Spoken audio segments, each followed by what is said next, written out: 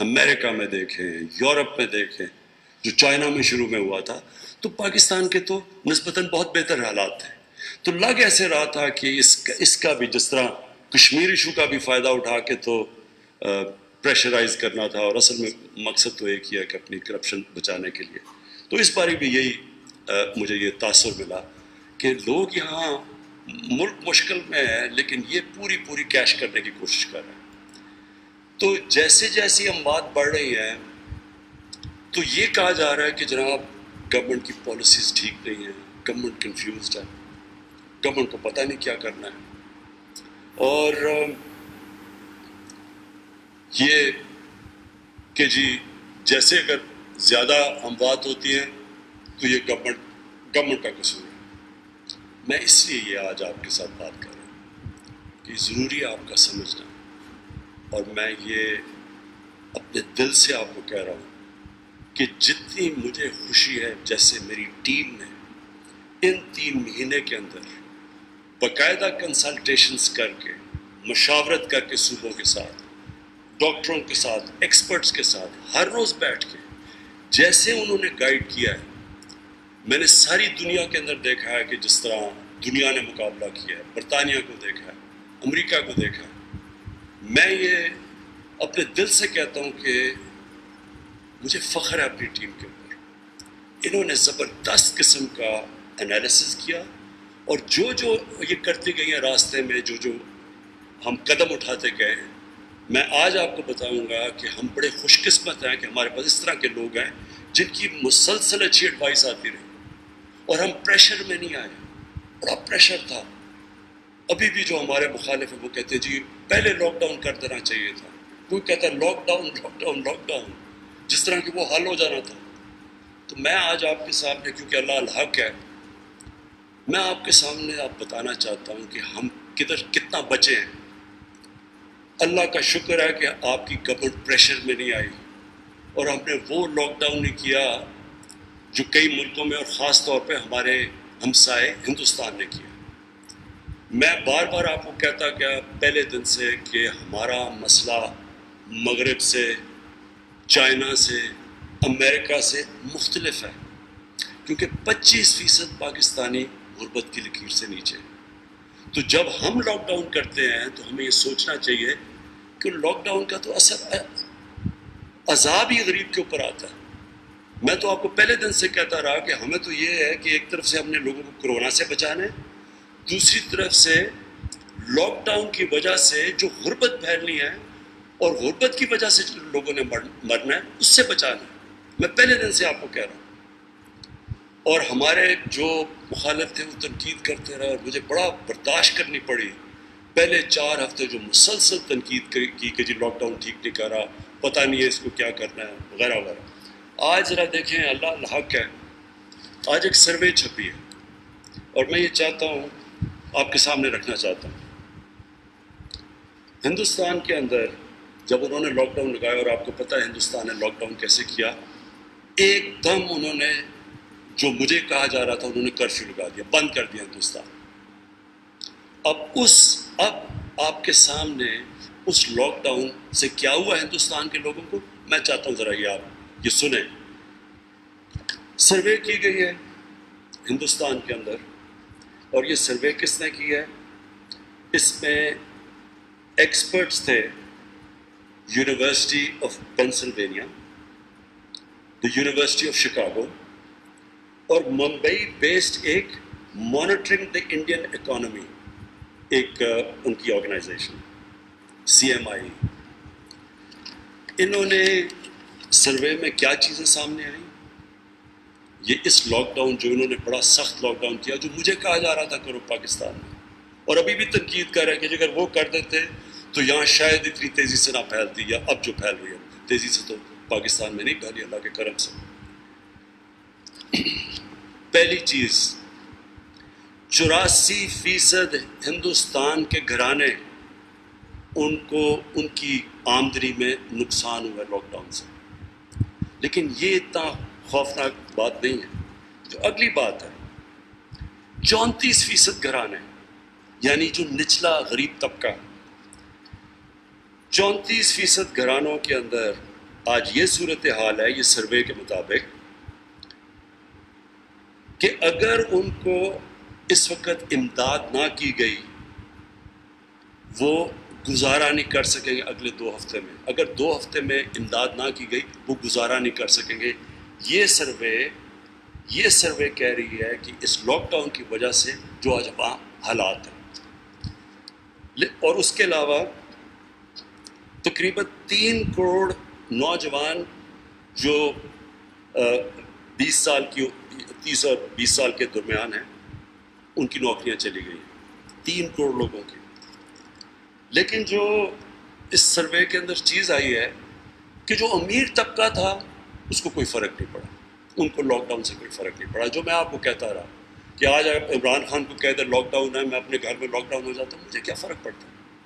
مجھے اگر تنخواہ بھی مل رہی ہے, تنخواہ بھی مجھے مل رہی ہے, لاک ڈاؤن بھی ہوں, میری تو چھٹی ہے. لیکن غریب گھرانوں کا, میں آپ کو پہلے دن کہہ رہا تھا کہ کچی بادیوں کا سوچو, دیہڑی دار کا سوچو, ان کا آج یہ ہندوستان میں یہ حال ہے. آج پاکستان کیوں بچا؟ نہیں تو ہمارا بھی اسی طرح کا حال ہونا تھا. ہم کیوں بچے؟ ایک تو ہم بچے یہ کہ ہم نے پوری طرح لاک ڈاؤن نہیں کیا. ہم نے بڑی جلدی اپنی کنسٹرکشن کھول دی. ہم نے دیہاتی علاقوں میں کہا کہ جو اناج کی جو بھی کچھ کر رہا ہے دیہات کے اندر اس کو نہ ہاتھ لگایا جائے. اس سے ہم بچے. اور دوسری چیز, اور مجھے بڑا فخر ہے اس کے اوپر, کہ جس طرح ہم نے پیسہ بانٹا, ہم نے تقریباً 120 ارب روپیہ بانٹا تقریباً 1 کروڑ 20 لاکھ خاندانوں میں.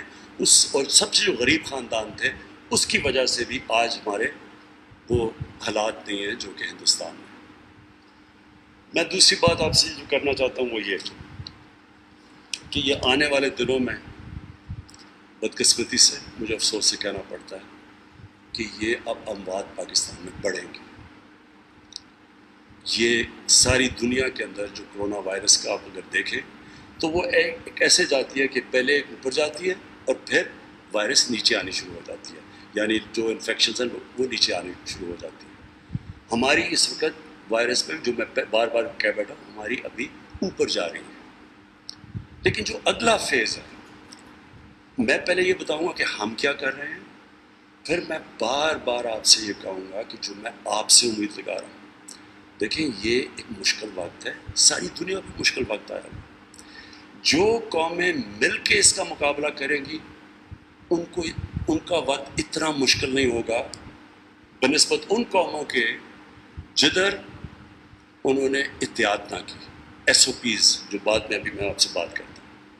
اب ہندوستان کا صرف آخری میں بات یہ کر لوں کہ جو لوگ ہمیں کہتے تھے کہ جی ہندوستان میں بڑا اچھا لاک ڈاؤن لگایا, اب یہ سوچ لیں کہ آج حالات وہاں ایسے پہنچے ہیں کہ ایک طرف تو غربت کی جو میں نے آپ کو بتا دیا کہ اس وقت نچلا طبقہ پس گیا ہے, دوسری طرف ان کے جو ہسپتال ہیں ممبئی میں اور جو دلی میں وہاں جگہ نہیں مل رہی لوگوں کی. یعنی ان کی انفیکشن بھی بڑھ رہی ہیں, ان کی اموات بھی بڑھ رہی ہیں, لیکن اس کے باوجود وہ اس نتیجے پہ پہنچے ہیں کہ اب وہ مزید لاک ڈاؤن نہیں کر سکتے. وہ لاک ڈاؤن بھی کھولتے آ رہے ہیں. یعنی وہ ادھر ہی آ رہے ہیں جدھر میں اور میری ٹیم پہلے دن سے کہہ رہی تھی کہ اس کا حل مکمل لاک ڈاؤن نہیں ہے, اس کا حل سمارٹ لاک ڈاؤن ہے. یعنی عقل سے ہمارے جیسے ملکوں میں ہم اپنا کاروبار بھی لوگوں کا چلتا جائے اور پھر ایک اس طرح کریں کہ ایک ٹریک اینڈ ٹریس کریں. یعنی محدود علاقوں کے اندر جدھر پھیل رہی ہے ان کو لاک ڈاؤن کریں. اور اس کے لیے میں نے پھر آپ کو ہم نے جو اور آج ہم بڑے خوش قسمت ہیں کہ ہمارے پاس 10 لاکھ ٹائیگر فورس ہے نوجوانوں کی, جو آج دنیا بھی سمجھ رہی ہے کہ یہ صرف ایڈمنسٹریشن اب نہیں کر سکتی. ایڈمنسٹریشن نے اپنا کام بھی کرنا ہے, وہ سارا کچھ نہیں کر سکتی. لہٰذا آپ کو والنٹیئرز چاہیے جو ہم نے ٹائیگر فورس جمع کی ہوئی ہے. اور اس کا کام یہ ہوگا جو کہ میں آپ آگے بتاؤں گا کہ جو SOPs ہیں یہ ضرورت ہے اس ہمارے ملک کی اس وقت کہ ہم لوگوں کو آگاہ کریں. جب تک لوگوں کو یہ پتہ نہیں چلے گا کہ اگر آپ SOPs پہ نہیں چلیں گے تو یہ پھیلتی جائے گی اور تیزی سے پھیلے گی.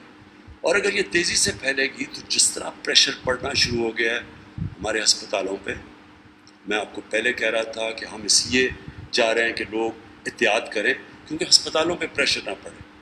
تو جیسے جیسے پریشر پڑتا جائے گا ہمارے ہسپتالوں پہ، وہ لوگ جو ہسپتالوں میں، ہمارے پاس تو اتنی جگہ نہیں ہے.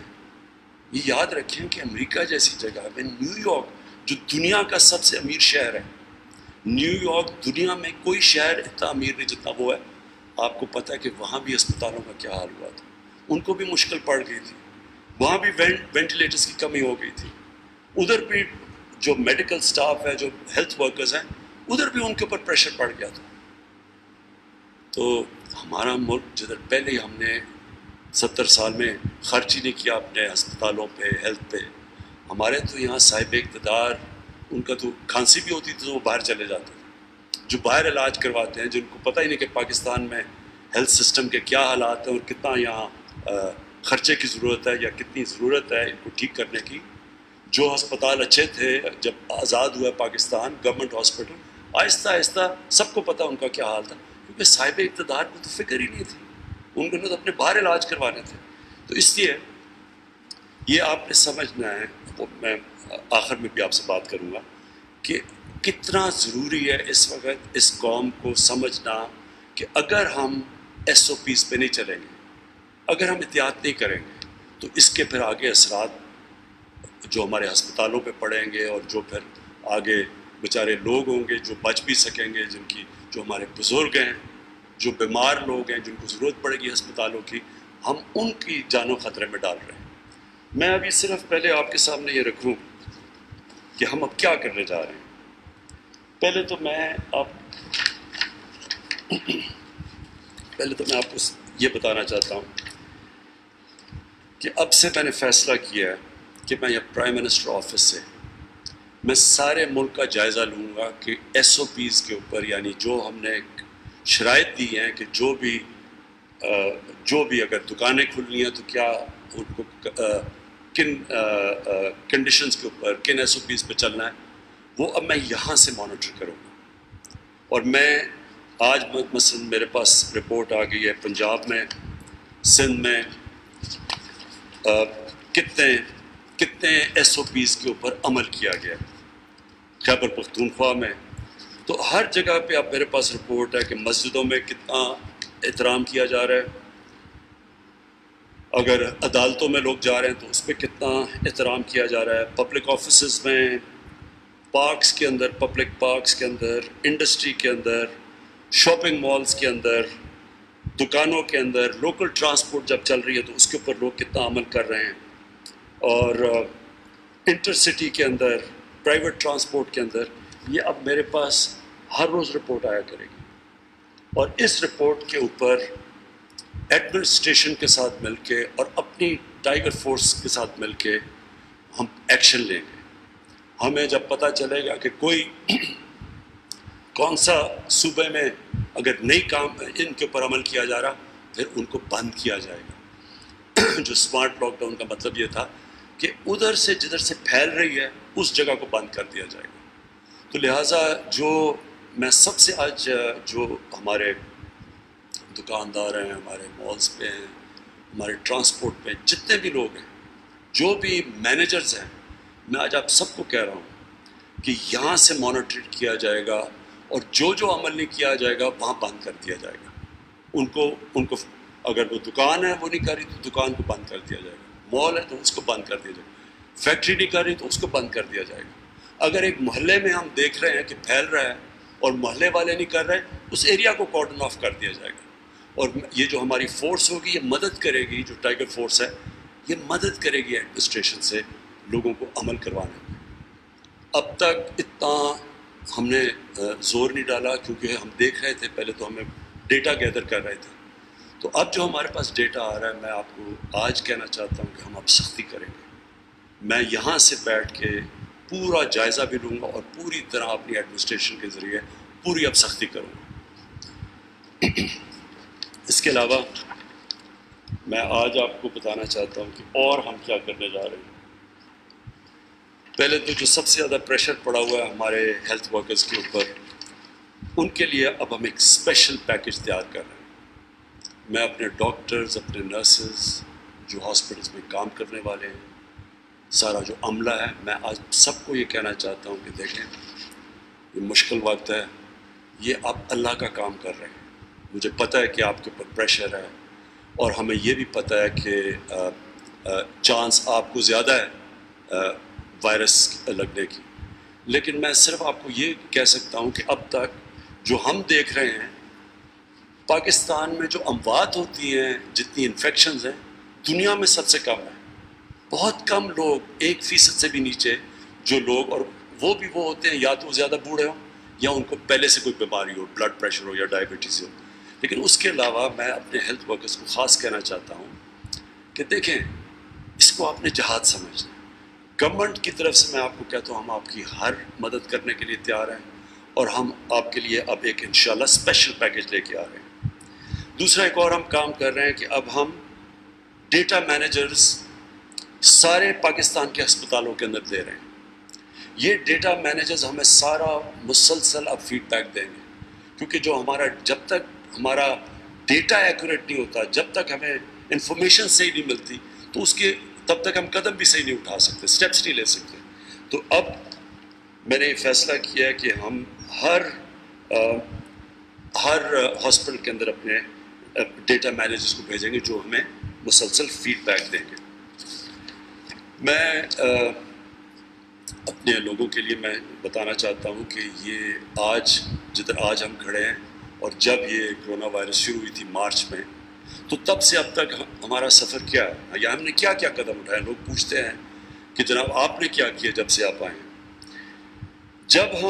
جب یہ شروع ہوئی کرونا وائرس، تو صرف پاکستان میں 2 ٹیسٹنگ لیبارٹریز تھیں جو ٹیسٹ کرتی تھی کرونا وائرس کی. سارے پاکستان میں 2 تھی. آج 107 ہیں. جب شروع ہوا تھا تو ہمارے پاس صرف 500 ٹیسٹ کی کیپیسٹی تھی.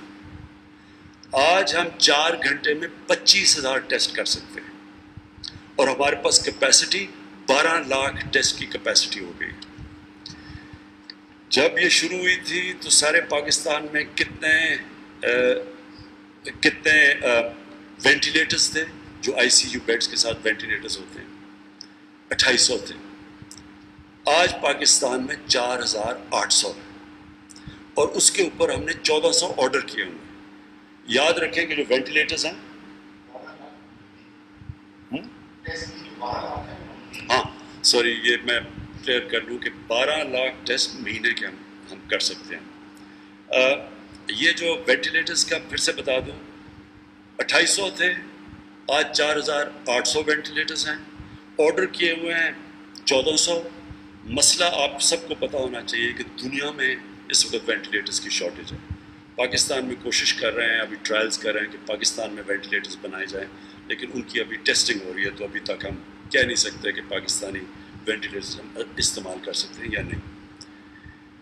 جو آئی سی یو بیڈز تھے، جو سب سے زیادہ پریشر اس وقت پڑا ہوا ہے آئی سی یو بیڈز کا، وہ 600 تھے.